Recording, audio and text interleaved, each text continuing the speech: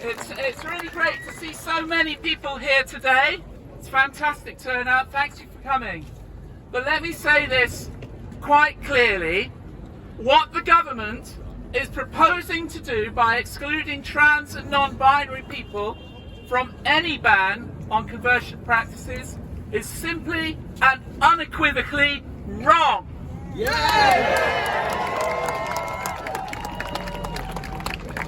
The government's own research has showed that trans and non-binary people are the most likely to be subjects to conversion practices, and that black trans people and trans people of colour even more so. But this isn't the only thing affecting LGBT people that the government has done wrong. It has decided that the right thing to do was to host a conference where LGBT people could share best practice. Well, Prime Minister, best practice is not dismissing your LGBT advisory group. Best practice is not ditching your LGBT action plan. And best practice is not dropping Gender Recognition Act reforms.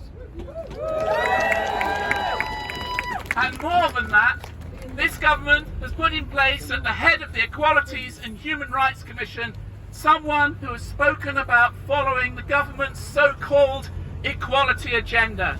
And on Monday we saw again what they think that equality agenda is. It's assuming that organisations want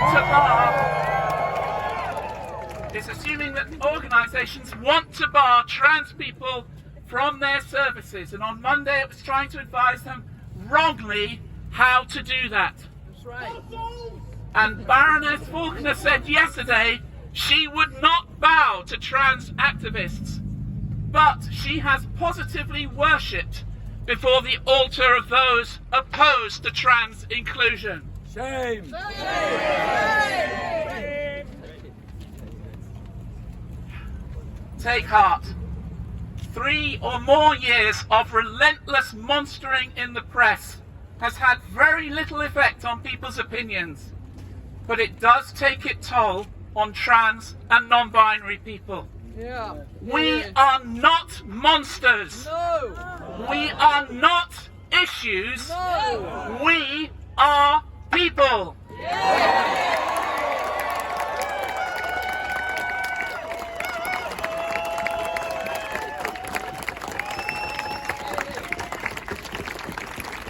This week, Boris Johnson has said he didn't think trans women should compete in sports.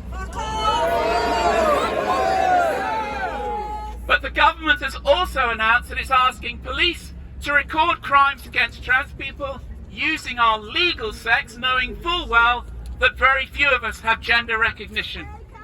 And instead of addressing the crisis in trans healthcare, Sajid Javid said that hospitals should house people by their, quotes, biological sex. So, if a trans woman is assaulted on the street and requires hospital treatment as a result, she may need to report the crime to the police and risk being recorded as a man, and she may need to go to hospital and now risk being put in a men's ward. This government has said all of that abuse is okay, while also saying it's okay for trans people to continue to be tortured, because be in no doubt, conversion practices are torture. It's not difficult, Prime Minister.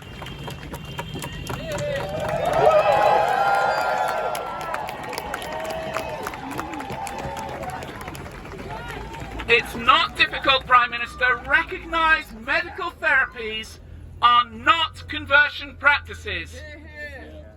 What we have seen, though, over the last week is an amazing amount of unity from across the LGBT sector, from medics and psychotherapists, from the governments in Scotland, Wales, Northern Ireland, and from international bodies. Prime Minister, you have made a huge mistake.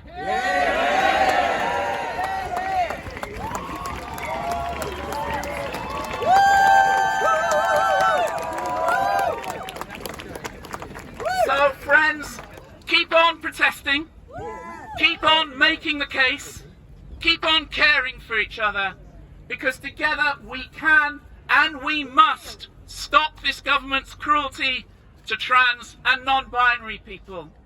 We will win because we have to win, because inclusion is always right.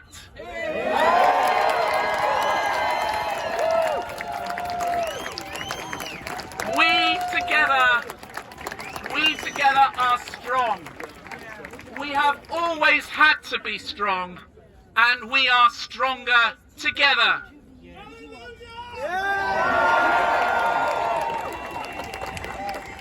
Stay safe, keep strong, and keep protesting.